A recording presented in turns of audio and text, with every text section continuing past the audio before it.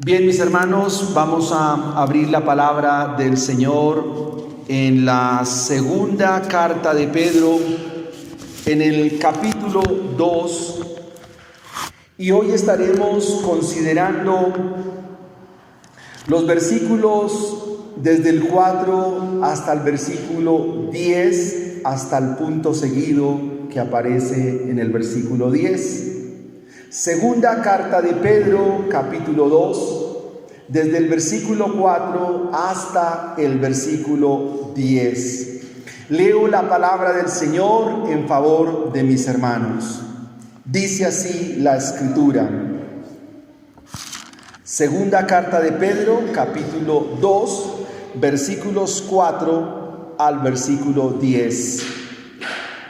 Porque si Dios no perdonó a los ángeles que pecaron, sino que arrojándolos al infierno, los entregó a prisiones de oscuridad para ser reservados al juicio, y si no perdonó al mundo antiguo, sino que guardó a Noé, pregonero de justicia, con otras 7 personas, trayendo el diluvio sobre el mundo de los impíos. Y si condenó por destrucción a las ciudades de Sodoma y de Gomorra, reduciéndolas a ceniza y poniéndolas de ejemplo a los que habían de vivir impíamente, y libró al justo Lot, abrumado por la nefanda conducta de los malvados. Porque este justo que moraba entre ellos afligía cada día su alma justa, viendo y oyendo los hechos inicuos de ellos. Sabe el Señor librar de tentación a los piadosos y reservar a los injustos para ser castigados en el día del juicio. Y mayormente a aquellos que siguiendo la carne andan en concupiscencia e inmundicia y desprecian el señorío. Amén y amén. Recordemos, queridos hermanos, que ahora Pedro está tratando el asunto de los falsos maestros. Recordemos también que estos individuos que se mencionan aquí estuvieron en el pasado, estuvieron en los días de Pedro, en el tiempo de Pedro, hicieron presencia. Esos falsos maestros los encontramos hoy también, y hasta el día de Cristo, hasta el día que Cristo venga, van a estar estos individuos. Recuerden ustedes las parábolas del reino de Mateo 13, cuando el Señor advierte por medio de esta figura retórica que el trigo crece al mismo tiempo con la cizaña, pero que un día vendrá la siega, es decir, como nos lo dice Pedro, un día vendrá el día del Señor, y ese día entonces será el lloro y el crujir de dientes. Estos personajes que aparecen aquí introducen a la iglesia herejías destructoras, niegan al Señor. Recuerden, mis hermanos, que estos personajes viven en disolución, viven una vida corrupta, al igual que muchos de sus seguidores, y esto es una realidad. Estos individuos, cual ávaros, hacen mercadería en la iglesia, y haciendo uso de sus engaños, de sus ingeniosas mentiras, se apoderan del dinero de muchos incautos. La conclusión es que sobre ellos y sobre sus seguidores habrá destrucción repentina. El castigo para ellos no duerme, y la condenación no tardará en llegar. Pero como ellos están atestados de falsedad, se han propuesto poner en tela de juicio el castigo divino. Y quiero decir, mis hermanos, que el juicio hace parte integral del mensaje del Evangelio. El juicio, la destrucción que la Biblia nos anuncia, hace parte integral del mensaje del Evangelio. Pero estos individuos, estos personajes, pueden decir en mofa o a manera de mofa, eso no es verdad. Ellos pueden llegar a decir, ¿cuál condenación? ¿Va a haber condenación? Ellos en son de burla pueden decir, ¿de qué estamos hablando? No nos vengan con sus historias o con sus mitos. Y esto nos recuerda la escena de Génesis 3. ¿Recuerdan la escena? ¿Qué le dijo la serpiente a Eva? No moriréis. No es, eso no, ustedes no van a morir. Porque siempre el sistema contrario a Dios, el sistema anti-Dios, anticristiano, buscará a toda cabalidad y con toda fuerza desdibujar, distorsionar, leudar, mezclar el mensaje fiel de Dios. Para ello, Pedro nos va a dar 3 ejemplos, hermanos, del juicio de Dios en el pasado. Cómo destruyó a los corruptos, a los rebeldes, a los impíos y desobedientes. 3 ejemplos que a nosotros nos advierten y nos muestran cómo Dios condena la incredulidad, cómo Dios condena la falsedad. Pero también el pasaje de hoy nos muestra cómo Dios tiene misericordia de los justos, cómo Dios tiene compasión de los justos y cómo Él sabe librar y sabe guardar a los que son suyos. El título de nuestro sermón en esta mañana es Severidad con los falsos, misericordia con los justos. Severidad con los falsos, misericordia con los justos. De hecho, debemos dar gracias a Dios que hoy no nos encontramos con la severidad de Dios, sino que hoy, hermanos, nos hemos encontrado con sus misericordias. Hoy Dios nos ha concedido muchas misericordias. Veamos el primer ejemplo, hermanos, del juicio de Dios. El ejemplo 1 lo tenemos en el versículo 4. Los ángeles que pecaron. Ese es el primer ejemplo. Los ángeles que pecaron. Y dice el texto, porque si Dios no perdonó a los ángeles que pecaron, sino que arrojándolos al infierno, los entregó a prisiones de oscuridad para ser reservados al juicio. El porque aquí es el argumento y la respuesta de que el juicio de Dios es una realidad. El porque aquí es un asunto que nos da contundencia y al mismo tiempo certeza de que el juicio de Dios es verdad, mis hermanos. Esto para los falsos maestros es motivo de burla. El versículo es contundente. Dios no perdonó a los ángeles que pecaron. Así lo dice el texto.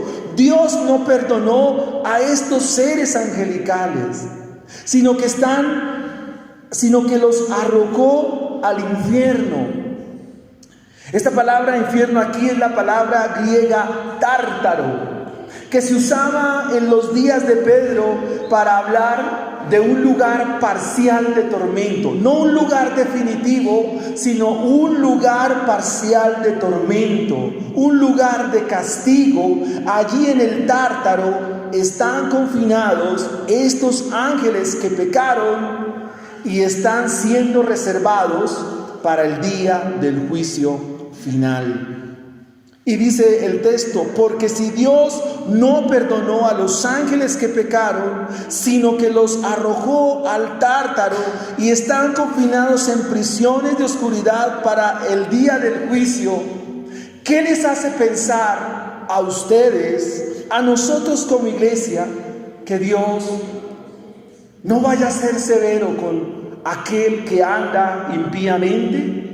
Mis hermanos, esto que Pedro nos menciona en esta mañana es una voz de alarma, es un campanazo a nuestros oídos para que despertemos y para que estemos mucho más atentos a las palabras de Dios. De acuerdo a lo que la Biblia nos menciona, hay una particularidad en estos ángeles. Recuerden que solo un grupo de ellos son los que están confinados. Otro grupo está en los lugares celestiales, como Pablo nos lo menciona allí en la carta a los Hebreos. Recuerden lo que Pablo nos dice allí en la carta a los Efesios, y es que nuestra lucha no es contra sangre y carne, sino contra principados, contra huestes espirituales de maldad, contra gobernadores de las tinieblas en las regiones celestes. Es decir, que hay un grupo de ángeles caídos que ahora son demonios que andan en el mundo espiritual. Y la Biblia nos lo muestra ampliamente. Por ejemplo, en Lucas capítulo 8, versículo 28, cuando el Señor Jesucristo va a liberar a un endemoniado, este viene y le dice con un grito, postrándose a sus pies: ¿qué tienes conmigo, Jesús, Hijo del Altísimo? O cuando va a liberar al endemoniado en Gadara, dice: ¿has venido para destruirnos? Y eso nos habla de un evangélico espiritual caído, que son demonios y que no podemos descontar y no podemos tener en poco o tratarlo a la ligera. Así que la Biblia nos muestra de un grupo de ángeles caídos que ahora son demonios y que están en las regiones celestes. Pero el texto nos dice a los ángeles que pecaron. Y aunque la Biblia no nos dice cuál fue su pecado exactamente, Judas versículo 6, que es un texto que encaja en este pasaje, nos da un poco de más luz al respecto. Judas 6 nos dice así: y los ángeles que no guardaron su dignidad, sino que abandonaron su propia morada, Dios los ha guardado bajo oscuridad en prisiones eternas para el juicio del gran día. Judas nos dice que estos ángeles caídos estuvieron delante de la misma majestad de Dios. Contemplaron el mismo trono de la gloria de Dios, pero que abandonaron ese lugar de privilegio y honra. Judas dice que abandonaron su propia morada. Los ángeles abandonaron su honor, abandonaron el privilegio de servir a Dios. No guardaron su dignidad. Y según Judas, hace referencia a la posición que ellos tenían delante de Dios. La palabra ángel es la palabra ángelo, que significa mensajero, o el que trae un mensaje, el que da un mensaje. Y vamos a recordar que en la historia de la redención, Miguel es uno de ellos. En Daniel capítulo 10 o en el Evangelio de Lucas, Gabriel viene y le da un mensaje a María. En el libro de los Hechos vemos como un ángel asiste a Pedro para que Pedro salga de la cárcel. Ángeles, por ejemplo, como el que se aparece a Cornelio para que Pedro venga y le pueda anunciar el Evangelio. Estas tareas que cumplen los ángeles, mensajeros de Dios, dan honra y privilegio el estar en esta posición. Pero estos ángeles, según Judas, no guardaron su dignidad, abandonaron su propia morada, aborrecieron el privilegio de temer y servir a Dios, aborrecieron el honor de estar delante de Dios. Y la conclusión que nos da Pedro y que nos da Judas es que ellos ya están en camino de condenación y solo les resta esperar el día del juicio para ser entregados al lago que arde con fuego y azufre. Pero asimismo, amados hermanos, este será el mismo destino, será la misma suerte que correrán estos falsos maestros. Estos teguas de la fe, estos chamanes de la prosperidad, estos libertinos que viven tras su disolución, tendrán la misma destrucción. Ese es el destino de todos ellos por vivir falsa y equívocamente. Mis amados hermanos y mi querida iglesia, esta es una voz de alerta. ¿Y cómo nosotros podemos aplicar estas palabras de esta manera? O a nuestra firme convicción o a nuestra vida como cristianos. Pues la Biblia nos dice que vivir rebeldemente y que vivir falsamente delante de Dios acarrea la misma destrucción. O sea, tanto ángeles caídos como falsos maestros y todos aquellos que están sin arrepentimiento compartirán el mismo lugar de tormento. Y pudiéramos entonces preguntarnos en esta mañana, ¿cómo es vivir rebeldemente? Por ejemplo, cuando se desacata la palabra de Dios. Desacatar la palabra del Señor es una muestra de rebeldía. No podemos seguir siendo rebeldes. Y la desacatamos de forma activa, porque no la cumplimos. Pero la desacatamos también de forma pasiva, porque no hacemos lo que nos corresponde. Andar en los propios caminos.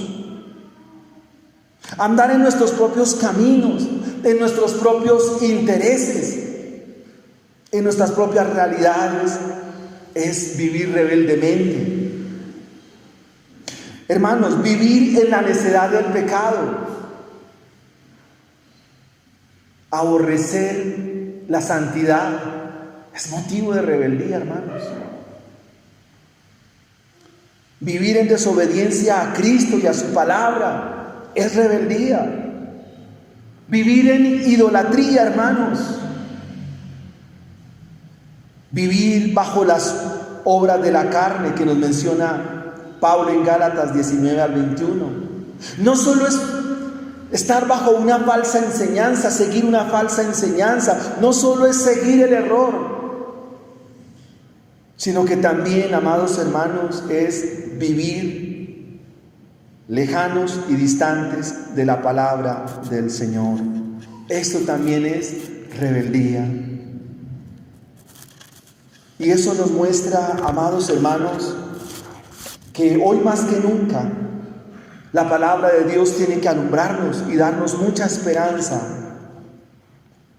Porque en este mundo hay dos tipos de personas: los que temen a Dios, pero los que aborrecen a Dios. No hay un tercer grupo de personas. Estas personas reciben una enseñanza, pero los hijos de Dios reciben otra enseñanza. Y recordemos que en este mundo se puede también abrazar el error, y se puede predicar la falsedad, y se puede introducir la herejía. Y cuando se abraza esto y se recibe este tipo de enseñanza, entonces la conclusión es que estamos viviendo en rebeldía. Cuando se recibe una predicación extraña y equívoca, de que no importa cómo vivas, no importa cómo estés, no importa lo que haces, lo importante es que des tu dinero, lo que importa es que des tus diezmos, lo importante es que des tus ofrendas, pero no importa cómo vivas, no importa lo que hagas, no importa cómo estés, lo importante es que estés ahí económicamente hablando.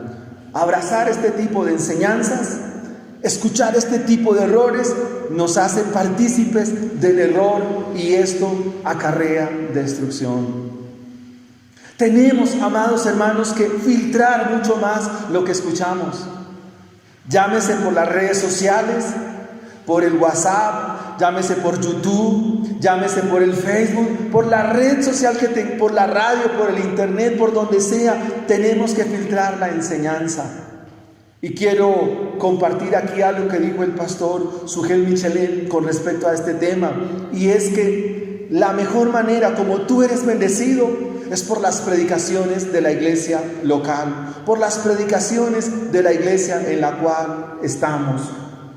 Tú también debes filtrar la enseñanza de hoy a la luz de la Escritura, porque el error, la mentira y el engaño acarrean destrucción. Si Dios no perdonó a los ángeles, tampoco perdonará a estos falsos maestros. Si Dios no perdonó a los ángeles que pecaron, tampoco perdonará a aquel que vive impíamente, que vive en desorden delante de Dios, que vive mal, que vive en desobediencia, que vive en desacato a la palabra del Señor. Que este año que inicia, usted se pueda proponer ser más obediente a Dios. Y en los días que Dios nos dé, propongámonos vivir para Dios y ser obedientes a Él.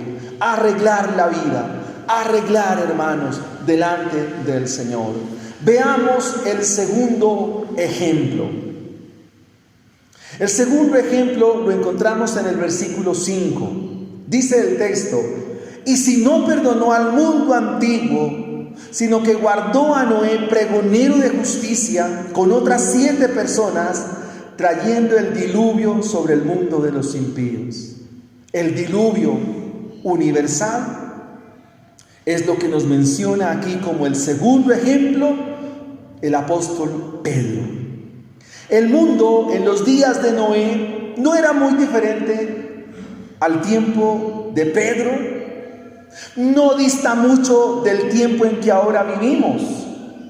La descripción, por ejemplo, que nos hace Génesis 6:5 dice: y vio Jehová que la maldad de los hombres era mucha en la tierra, y que todo designio de los pensamientos del corazón de ellos era de continuamente solo el mal. Y quiero que note lo que nos dice Génesis 6:5. Dice: la maldad de los hombres, ¿cómo era? Mucha. Y que sus pensamientos, o sea, su filosofía, su engaño, todo ese aspecto cultural, solamente era el mal. La construcción del autor sagrado en este texto describe el tope al cual ha llegado la maldad en los días de Noé. Es decir, ya la maldad tocó techo. Y la Biblia nos dice en Génesis 6:11, por ejemplo, dice que se corrompió la tierra delante de Dios. Y estaba la tierra llena de violencia. Y que Dios miró la tierra y estaba corrompida. Y esta palabra corrompida aquí habla de una sociedad licenciosa que practica todo vicio, toda inmoralidad, toda corrupción. Esta palabra corrompida habla de que la sociedad en días de Noé se degradaba más y más. Llegaban a prácticas inmorales, a prácticas contra natura, que la Biblia y Dios condenan. El Señor nos muestra que el diluvio fue una forma de juicio contra la sociedad de aquellos días. Y si podemos mirar lo que ampliamente nos dice el texto en Génesis 6, y si gusta acompañarme a Génesis capítulo 6, vamos a encontrar detalles muy importantes de lo que nos narra Moisés en el libro del Génesis. Por ejemplo, en Génesis capítulo 6, versículo 8, se nos dice: pero Noé halló gracia ante los ojos de Jehová. Y esto es muy interesante, queridos hermanos, porque en medio de esta sociedad tan perversa y tan mala, hay un justo. Y el título del sermón tiene que ver con esto. de que Dios va a ser severo con su juicio contra esta gente impía y malvada. Pero al mismo tiempo Dios va a librar a este justo y a su familia. Nuestro Señor Jesucristo en Mateo 24:38 dice: porque como en los días del diluvio estaban comiendo y bebiendo, casándose y dándose en casamiento, hasta el día que entró Noé en el arca. Y muchos comentaristas hablan de que estarse casando y darse en casamiento era hacerse partícipes de la promiscuidad y, por supuesto, de las relaciones ilícitas. Pero Noé halló gracia ante los ojos de Jehová. En Génesis 6:13 hay algo que me llamó profundamente la atención. Y es que la predicación de Dios para Noé es una predicación sencilla. Dice el versículo 13: dijo pues Dios a Noé. Es Dios predicándole a este justo. ¿Qué descripción nos hace la Biblia de Noé? En el versículo 9 de este capítulo 6 lo encontramos. Dice que Noé era varón justo. Era perfecto, es decir, andaba recta y cabalmente delante del Señor. Y que Dios caminó con Noé. Y que Dios le menciona el mensaje a Noé. Dios le da un mensaje a Noé. ¿Y cuál fue el mensaje? Noé, he decidido el fin de todo ser. Este es el sermón de Dios para Noé. Noé, he decidido el fin de todo ser. Porque la tierra está llena de violencia a causa de ellos. Y he aquí, yo los destruiré con la tierra. ¿No ese es el mismo mensaje de Pedro? Que el Señor va a destruir la falsedad, la impiedad, el engaño, la mentira y el pecado. Ese fue el mensaje de nuestro Señor Jesucristo. Ese fue el mensaje de Juan el Bautista. Ese fue el mensaje de los profetas. No podemos descontarlo. Y Dios le está predicando a Noé y le da un mensaje muy interesante. Versículo 14 de Génesis 6. Hazte un arca de madera de gofer. Harás aposentos en el arca y la calafatearás con brea por dentro y por fuera. Amados hermanos, el mensaje del Evangelio es muy completo. El mensaje del Evangelio es muy integral. Porque no solo la gracia de Dios me muestra la vía de salvación, sino que también el mensaje del Evangelio nos muestra la provisión para dicha salvación. El Señor le está diciendo a Moisés: Moisés, voy a destruir la tierra, voy a destruir todo ser viviente, voy a traer un diluvio, pero te voy a dar la provisión, te voy a dar el medio para que seas salvo tú y tu familia. Pedro nos dice que Noé era pregonero de justicia. ¿Cómo se es un pregonero de justicia? En el versículo 17 de Génesis 6 dice: y he aquí que yo traigo un diluvio de aguas sobre la tierra para destruir toda carne en que haya espíritu de vida debajo del cielo. Todo lo que hay en la tierra morirá. Sentencia de Dios, juicio de Dios. Y cuando comienza el capítulo 7 de Génesis, dice: dijo luego Jehová a Noé. Otra vez Dios predicando, Dios hablándole a Noé. ¿Y qué le dice? Entra tú y toda tu casa en el arca, porque a ti he visto justo delante de mí en esta generación. ¿Qué es lo importante e interesante aquí? Que Dios siempre habla, pero aquellos a quienes Dios llamó serán los que atenderán el mensaje. Dios habla, Dios anuncia, Dios pregona el mensaje y Noé escucha. Y la Biblia nos dice que Noé hizo conforme, en el versículo 5 del capítulo 7 dice, y Noé hizo conforme a todo lo que le mandó Dios. Pregonar la justicia es algo vital e importante. ¿Cómo Noé se volvió pregonero de justicia? La Biblia nos dice que la construcción del arca duró 100 años. La sentencia del Señor, por ejemplo, nos muestra cómo Dios le advierte a los suyos de la destrucción. En Génesis 6, 13 y 14, he decidido el fin de todo ser, porque la tierra está llena de violencia. Pero al mismo tiempo, Noé escucha el mensaje de Dios y hace caso a las palabras de Dios. El mensaje es puesto en marcha. El mensaje se echa a rodar. Noé lo vive, porque hace todo lo que Dios le manda. Y esta es la manera como se pregona la justicia.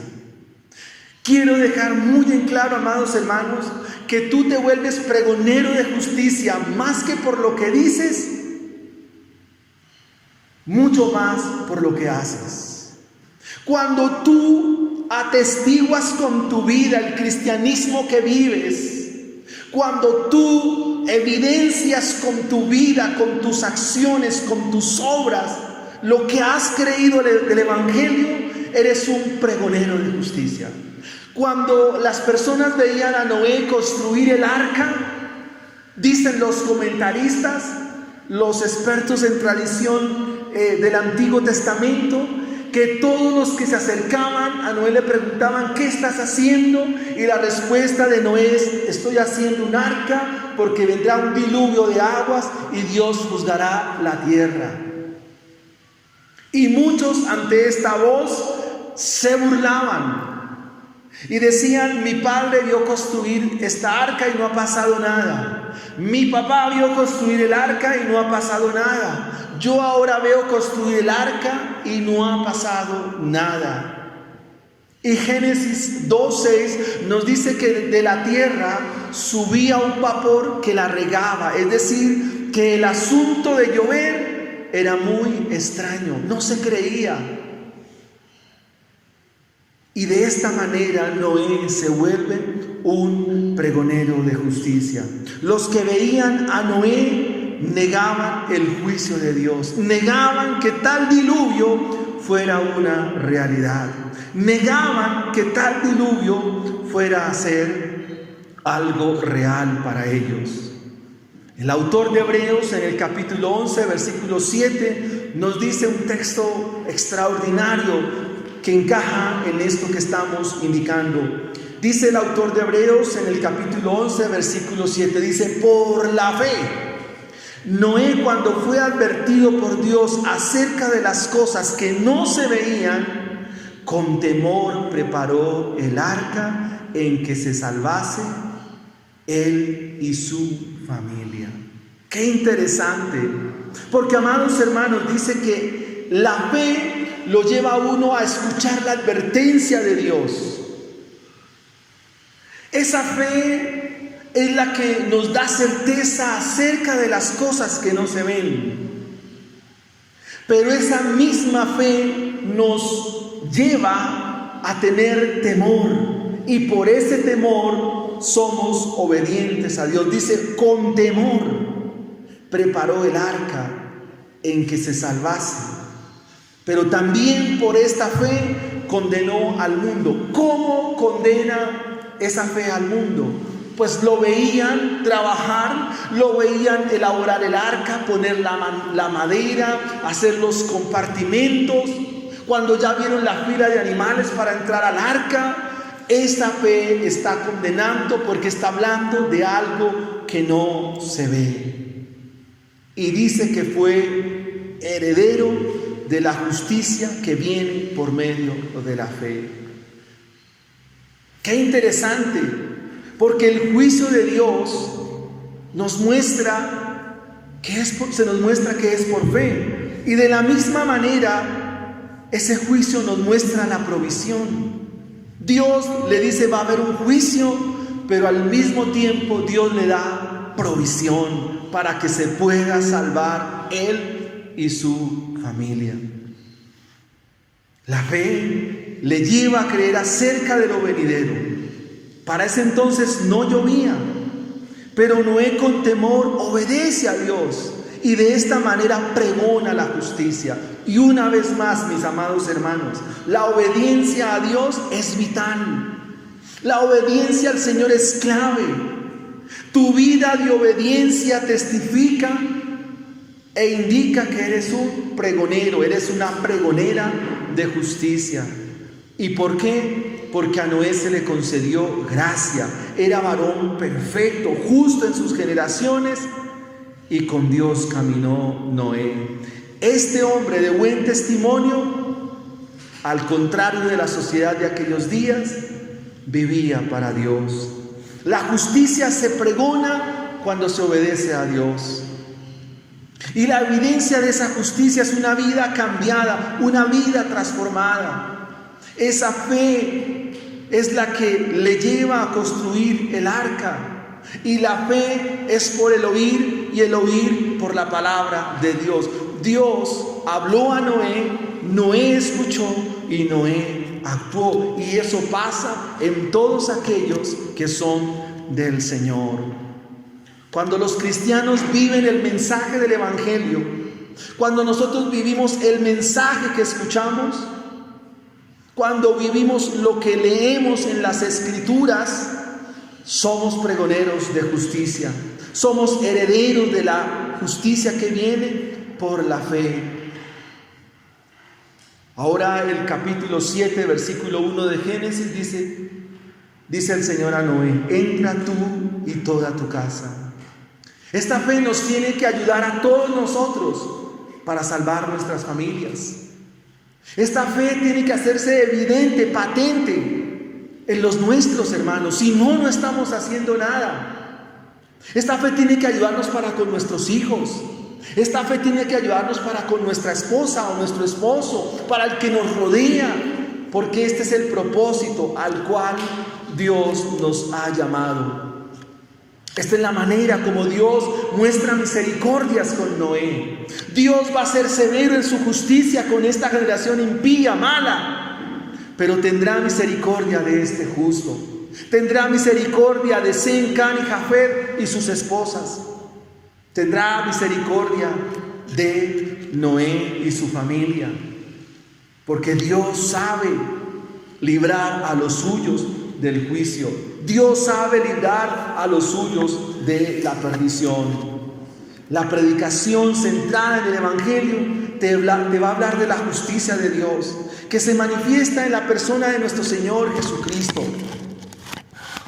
Y es por esta fe, mis hermanos, que recibimos el sacrificio de Cristo, y conforme a ellos, entonces experimentaremos la salvación y seremos librados del castigo eterno. Veamos en tercera y última instancia el tercer ejemplo.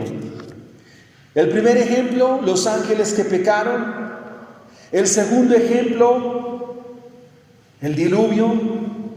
Y ahora veamos en tercera instancia Sodoma y Gomorra. Las ciudades de Sodoma y Gomorra. Dice el versículo 6 de segunda de Pedro capítulo 2. Y si condenó por destrucción las ciudades de Sodoma y de Gomorra, reduciéndolas a ceniza, poniéndolas de ejemplo a los que habían de vivir impíamente, y libró al justo Lot, abrumado por la nefanda conducta de los malvados. Porque este justo que moraba entre ellos afligía cada día su alma justa, viviendo y oyendo los hechos inicuos de ellos. Sabe el Señor librar de tentación a los piadosos y reservar a los justos para ser castigados en el día del juicio. Dios entonces da condenación y destrucción a dos ciudades de la antigüedad. Las ciudades son Sodoma y Gomorra, ciudades situadas a la llanura del Jordán, en las proximidades del Mar Muerto. Estas ciudades son reducidas a ceniza, y eso significa que cayó fuego del cielo, y es un ejemplo para los que viven impíamente. Para todos nosotros es muy claro lo que se practicaba en estas ciudades. Igualmente la maldad también había llegado a un límite. Génesis 18:20. La perversión moral, la promiscuidad y la homosexualidad eran el pan de cada día. Amados hermanos, hay iglesias cristianas donde se admite la homosexualidad, hay iglesias donde se admite el lesbianismo, pero la Biblia nos dice que Dios condena esto, que quien practica tales cosas y quien está bajo este pecado, si no se arrepiente, tendrá el mismo castigo de estas ciudades. Y ustedes saben que Dios envió 2 ángeles después de que estaban allí en Mamre con Abraham.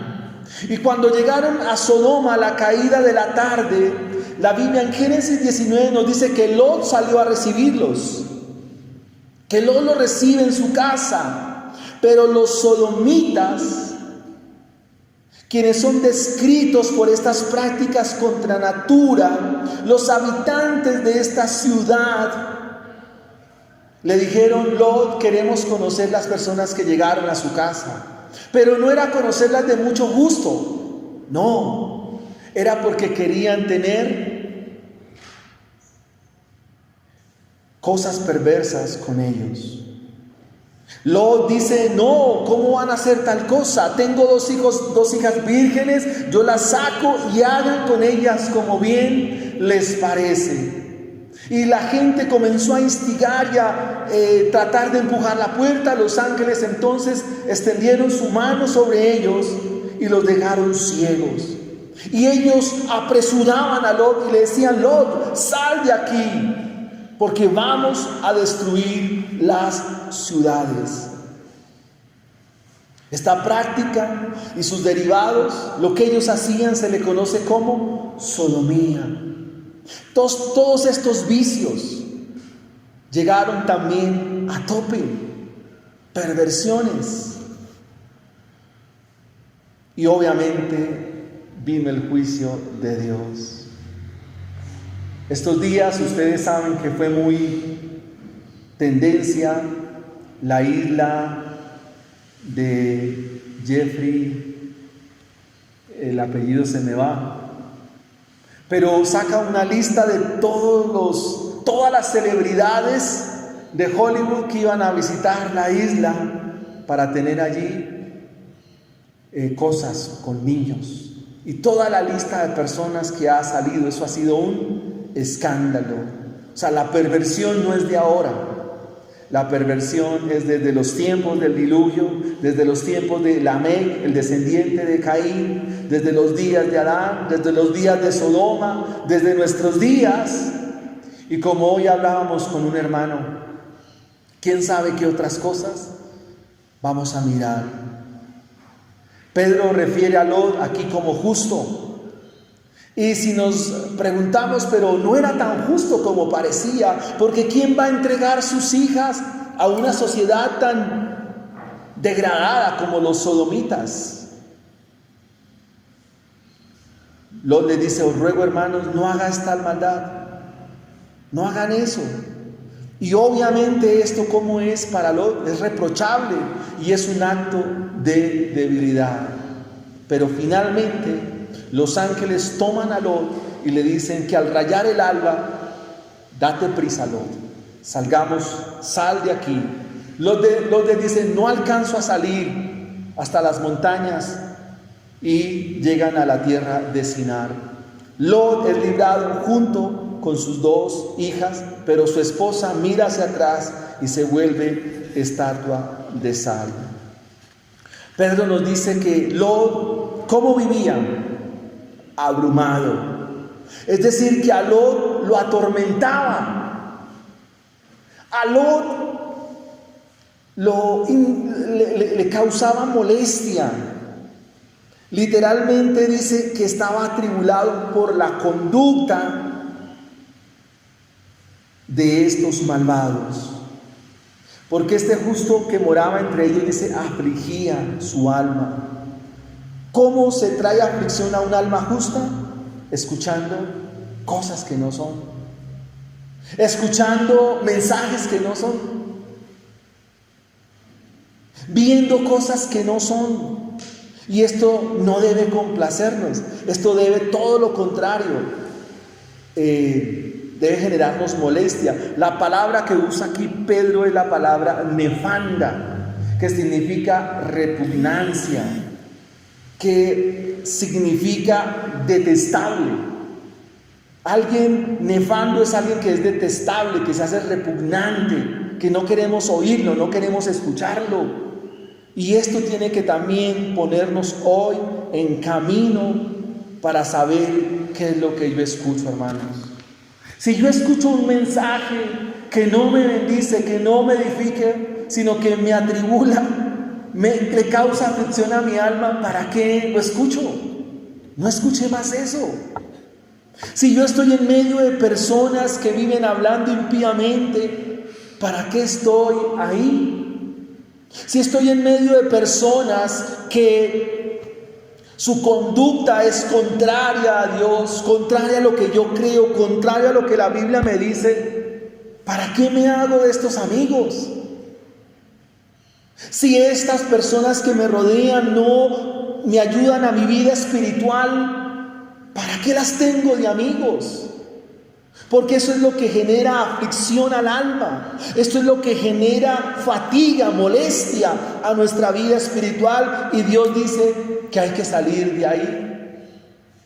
Lot está en Sodoma. ¿Por qué llegó a Sodoma? Génesis 13 nos dice por qué llegó a Sodoma. Pero lo que Pedro nos señala es que este justo que moraba entre ellos afligía cada día su alma justa, porque veía y oía los hechos inicuos de ellos. Así que, mis amados hermanos, tenemos que saber quiénes son nuestros amigos, quiénes son nuestros compañeros, quiénes son. Porque si no edifican mi vida, no edifican, no aportan a mi vida espiritual, y todo lo contrario, me sacan del camino, me hacen ir tras otras cosas, me hacen vivir contrariamente a Dios, entonces pues esto va a generar aflicción a mi alma, esto va a generar molestia a mi alma.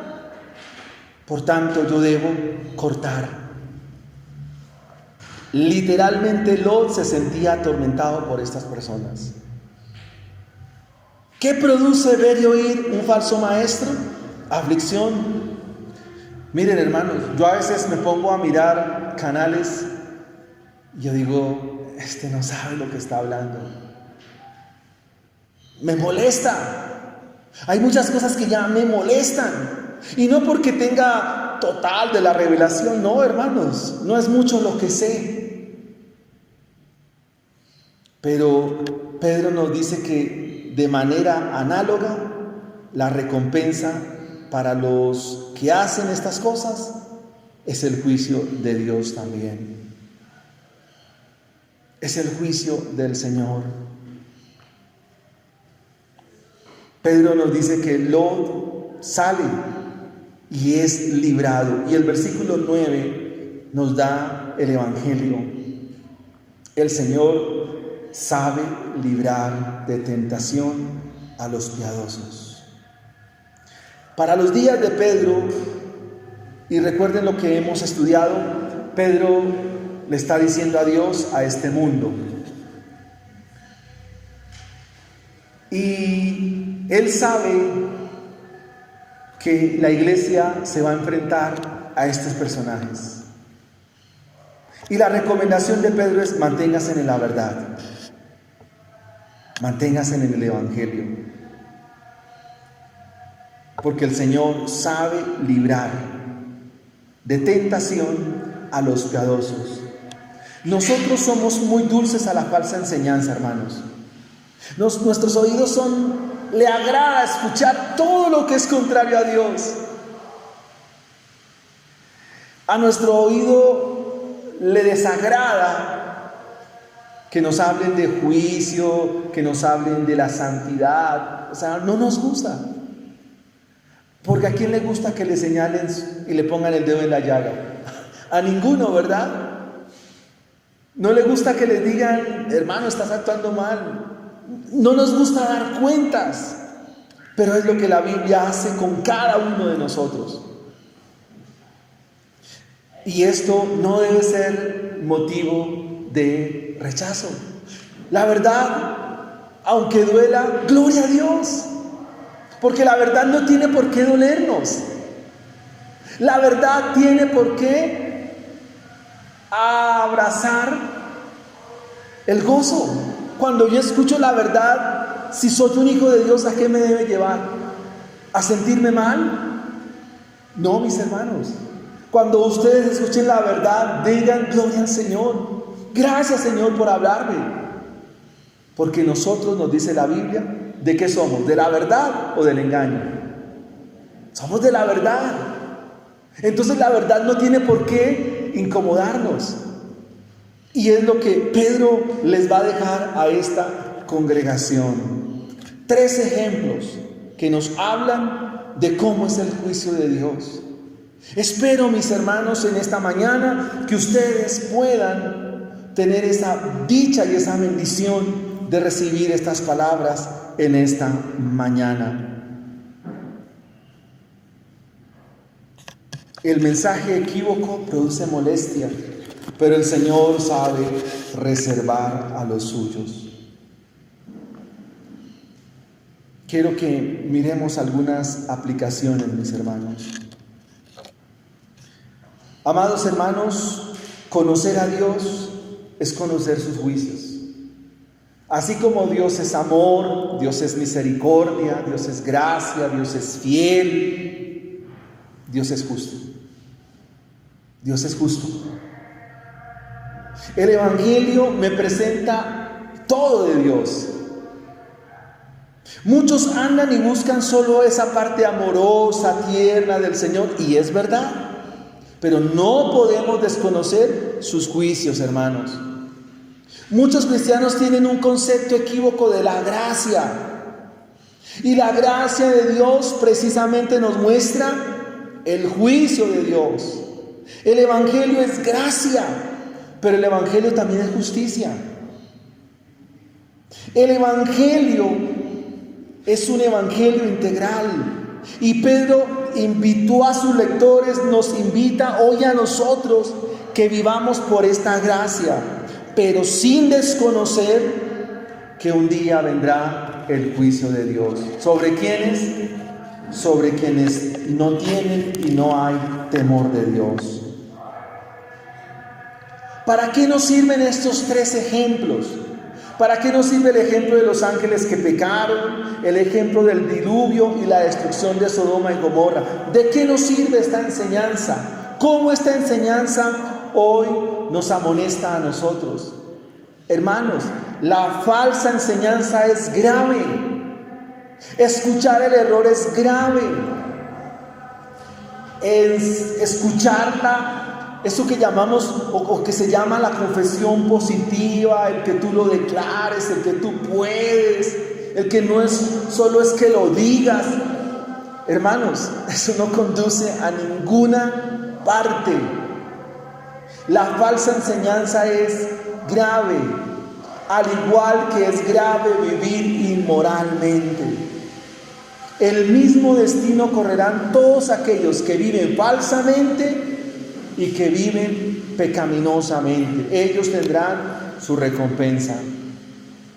Debemos entender que la falsa predicación no te expone a la gracia de Dios. El falso mensaje no te anuncia el juicio de Dios. ¿Qué anuncia una predicación que no tiene estos elementos? Lo que he mencionado. Pero lo que la Biblia a nosotros nos muestra en la comprensión amplia de la gracia es que el juicio de Dios viene. Y esto permanece en la mente del que ha sido salvado y por ello vive en gratitud. En Mateo 16 se nos presenta un ejemplo para ilustrar esta aplicación. El Señor le está hablando a sus discípulos, le dice: es necesario que yo vaya a Jerusalén. El Hijo del Hombre será entregado, el Hijo del Hombre será expuesto al vituperio, al martirio y será llevado a la cruz. Pedro sale y le dice: no, Señor, no vayas a Jerusalén, no te acontezca tal cosa. O sea, Pedro se estaba interponiendo. ¿Y qué le dijo el Señor? Apártate de mí, Satanás. Porque el mensaje equívoco, el mensaje falso, no me permite ver el juicio de Dios, no me permite ver el Calvario. Hemos visto que Dios sabe librar a los justos. Dios libró a Noé, Dios libró a Lot, a sus hijas. Y el pasaje nos dice que también Dios te librará a ti.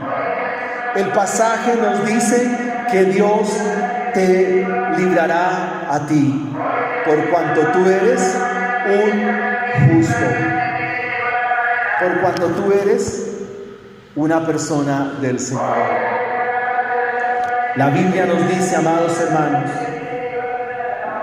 que Dios juzgará con severidad a los que obstinadamente viven en contra de su palabra, pero aquellos que viven sumisamente para Él, los librará. Y recuerden lo que se dice a una de las iglesias del Asia Menor: el Señor te librará de la prueba que ha de venir sobre el mundo entero.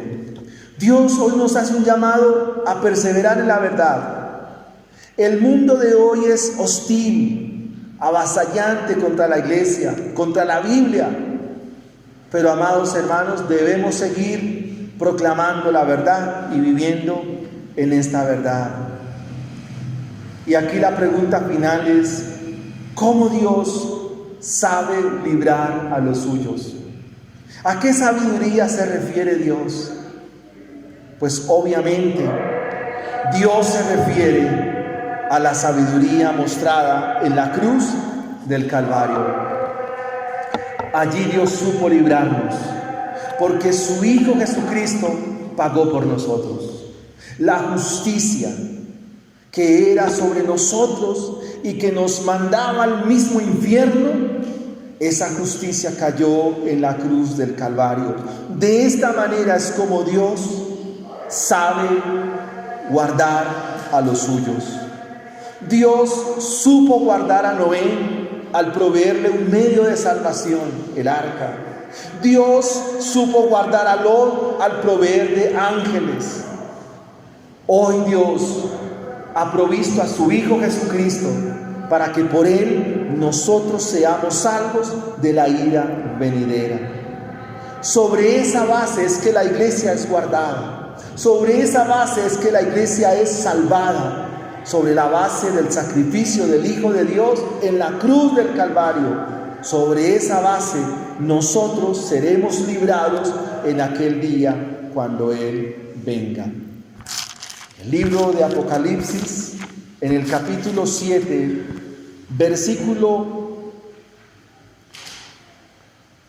Apocalipsis capítulo 6, versículos 16 en adelante, decían las personas, o dicen las personas en aquel momento, recuerde que esto es una profecía, y las personas de aquel día, en el día de Cristo, decían a los montes y a las peñas: caigan sobre nosotros y escóndenos del rostro de aquel que está sentado sobre el trono y de la ira del Cordero, porque el gran día de su ira ha llegado, y ¿quién podrá sostenerse en pie?